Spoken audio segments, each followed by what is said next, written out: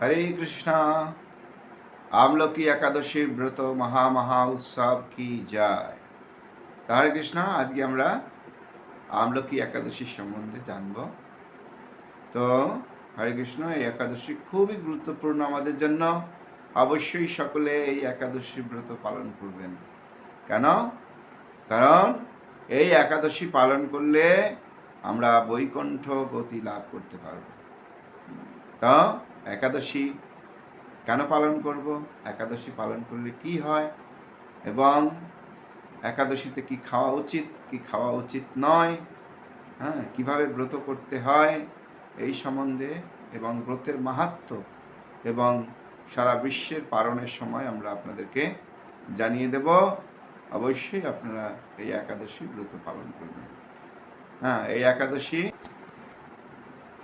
25 গোবিন্দ, 6 চৈত্র, 20 March, বুধবার গৌর একাদশী, আমলকি একাদশীর উপবাস।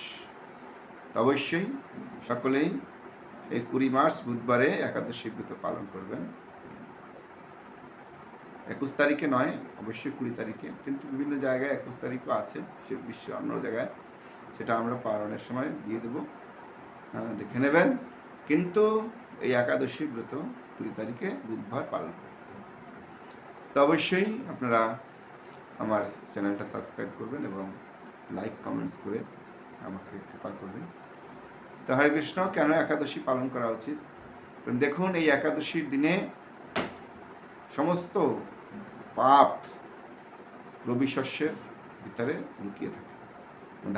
ধান থেকে তৈরি যা কিছু, গম থেকে তৈরি যা কিছু, জব ভুট্টা থেকে তৈরি যা কিছু, ডাল বীজ, যেমন সমস্ত প্রকারের ডাল, মটরশুঁটি, বরবটি, এগুলো ডালের মধ্যে পড়ে, এবং তেল বীজ, সর্ষের তেল, সয়াবিন তেল, পাম তেল, এগুলো এই একাদশীর দিন খাওয়া যাবে না। তো একাদশীর দিনে আপনারা ফল মূল, সবজি, যেমন পেঁপে, আলু, কাঁচকলা, কুমড়ো, বাদাম ভাজা, আলু ভাজা, বিভিন্ন রকমের ফল, এবং যদি দুধ হয়, দুধটা যদি সর্ষের তেল দিয়ে না দেওয়ানো হয়, সেই দুধ আপনারা একাদশীর দিন পেতে পারেন। একাদশীর দিনে অবশ্যই 12টা অবধি উপবাস করা উচিত, কারণ 12টা অবধি উপবাস করলে ভগবান খুব সন্তুষ্ট হন। দেখুন, একাদশীর মানে হচ্ছে উপবাস, ভগবানের নিকটে বাস। তো ওই দিন বেশি বেশি আমাদের নাম জপ করতে হবে। তাই যারা 16 মালা জপ করেন, তাই একাদশীর দিনে 25 মালা জপ করবেন। আর যারা নাম জপ করবেন না, অবশ্যই তারা কিছু না কিছু ভগবানের নাম জপ কীর্তন করে আপনার মনুষ্যজনকে সার্থক করবেন। একাদশীর দিন অবশ্যই চা, কফি, বিড়ি, সিগারেট, পান, গুটখা, এগুলো সেবন করবেন না, কারণ এগুলো হচ্ছে নেশাজাতীয় দ্রব্য, এতে একাদশী নষ্ট হয়ে যায়। তো অবশ্যই আপনারা সকলেই একাদশী ব্রত পালন করুন, এবং যদি আপনাদের কোনো প্রশ্ন থাকে আপনারা তাহলে আপনারা আমাদের স্ক্রিনে এখানে আমাদের ফোন নাম্বার দেওয়া থাকবে, আপনারা আমাদেরকে ফোন করে আপনাদের বিভিন্ন একাদশী সম্বন্ধে যে প্রশ্ন আছে সেগুলো জিজ্ঞেস করতে পারেন।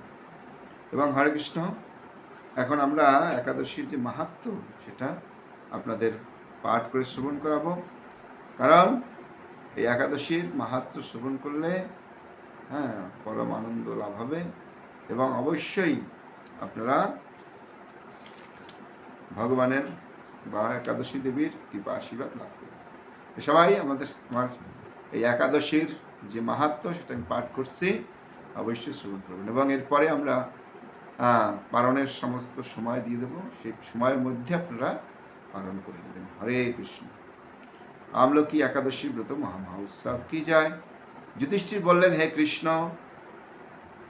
মহাফলদাতা বিজয়ী একাদশীর কথা শুনলাম।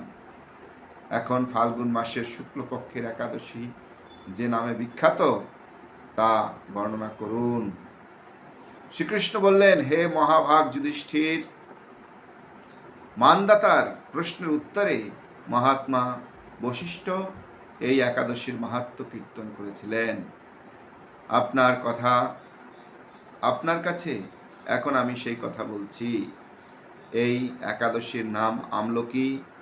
বিষ্ণুলোক প্রদানকারী রূপে এই একাদশী বিশেষভাবে মহিমান্বিত। একাদশীর দিন আমলকি বৃক্ষের তলে রাত্রি জাগরণ করলে সহস্র গাভীধানের ফল লাভ হয়। হে পাণ্ডুনন্দন, পূর্বে ব্রহ্মা রাত্রিতে দৈনন্দিন পোলায় উপস্থিত হলে স্থাবর জঙ্গম দেবতা অসুর রাক্ষস সবকিছুই বিনাশ হয়।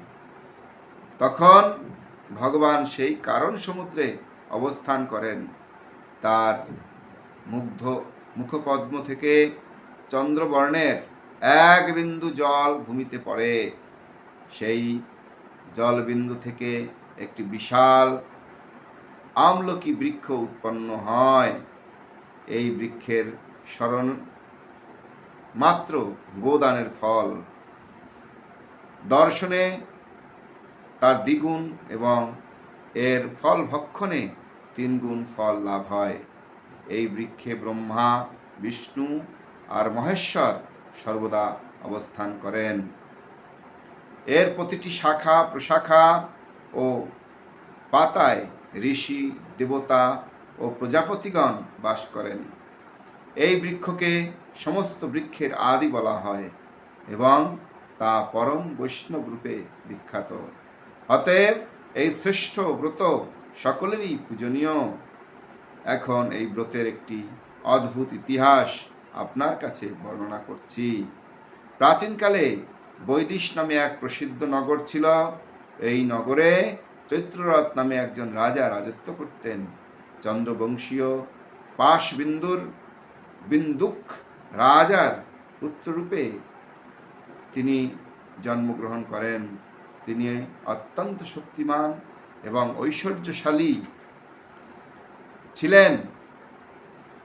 শাস্ত্রজ্ঞানেও তিনি ছিলেন সুনিপুণ।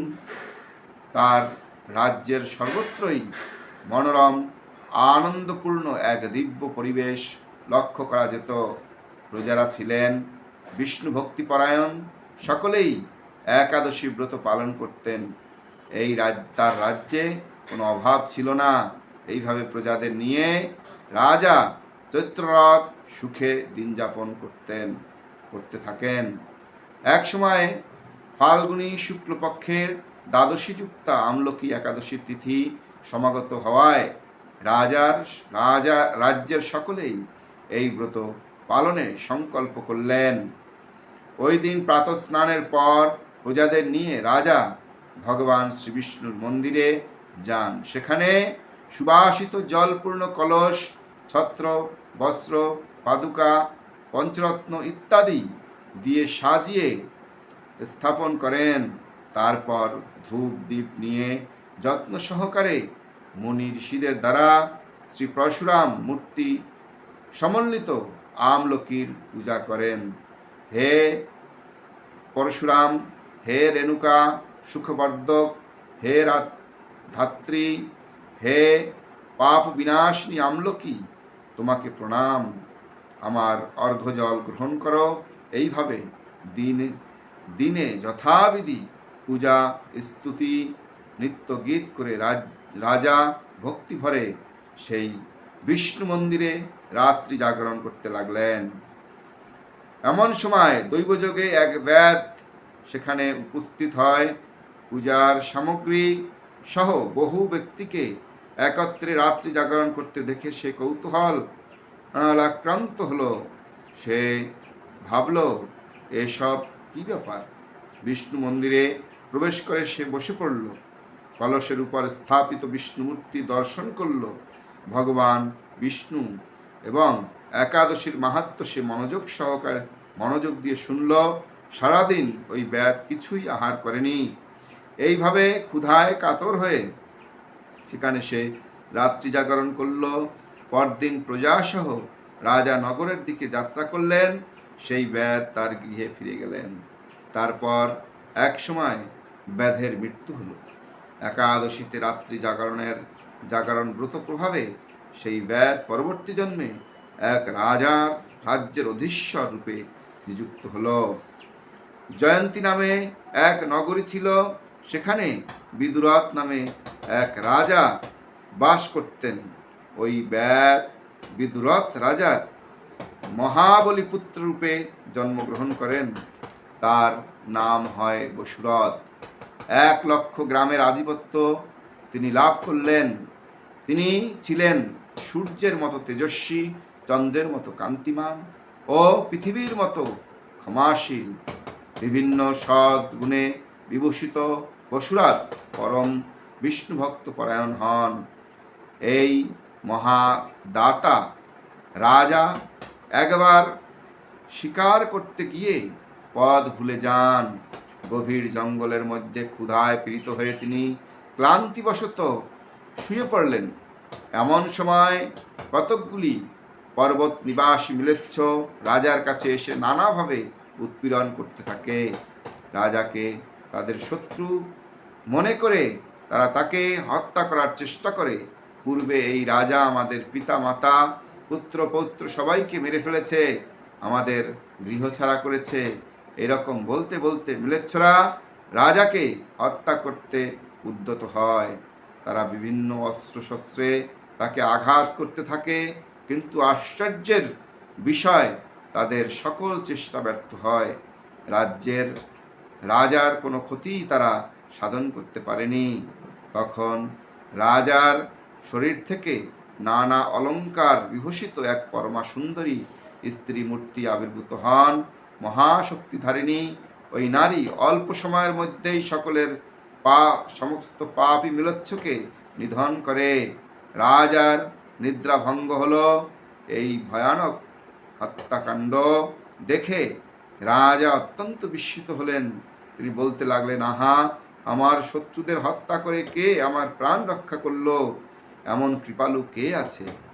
আমি তার প্রতি আমার কৃতজ্ঞতা প্রকাশ করছি। এমন সময় দৈববাণী হলেও ভগবান কেশব ব্যতীত শরণাগতকে রক্ষা করার আর কেউ নেই, কে আছে? তিনি শরণাগত পালক।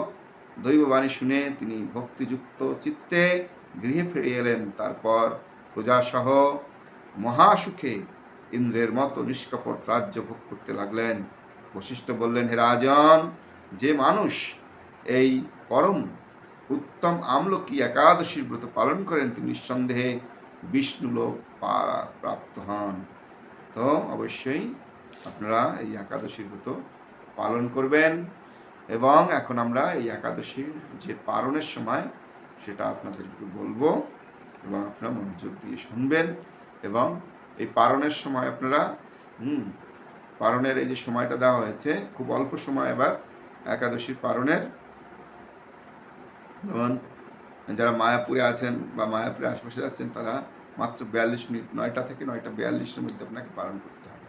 খুব অল্প সময়, তাই অল্প সময়ের মধ্যে আপনারা সঠিক সময়ে জগন্নাথের অন্নভোগ প্রসাদ বা আপনি ভগবানকে ভোগ লাগিয়ে বাড়িতে অন্নপ্রসাদ বা যে কোনো রুটি, ছোলা, এগুলো আপনারা গ্রহণ করতে পারেন। তাহলে আপনার একাদশী পালন হয়ে যাবে। এবং পালনের মন্ত্র, সংকল্প মন্ত্র সব আমরা দিয়ে দিয়েছি, আপনারা দেখে নিন। তো আমার পালনের সময়গুলো বলে দিচ্ছি এবং স্ক্রিনও আমি দিয়ে দেবো সারা বিশ্বের পালনের সময়গুলো, সেগুলো আপনারা দেখে নেবেন। হরে কৃষ্ণ। যে যেখানে আছেন আশেপাশে সবাই দেখে নেবেন।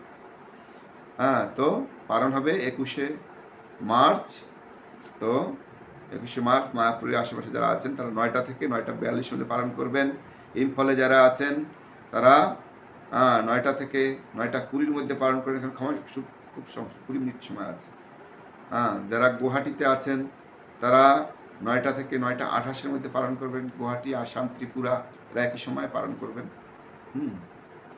তো যারা কলকাতা এবং তার আশেপাশে আছেন তারা 9টা থেকে 9:42-এর মধ্যে পালন করবেন। যারা ভুবনেশ্বরে আছেন তারা 9টা থেকে 9:52-এর মধ্যে পালন করবেন। যারা পাটনায় আছেন তারা 9টা থেকে 9:55-এর মধ্যে পালন করবেন।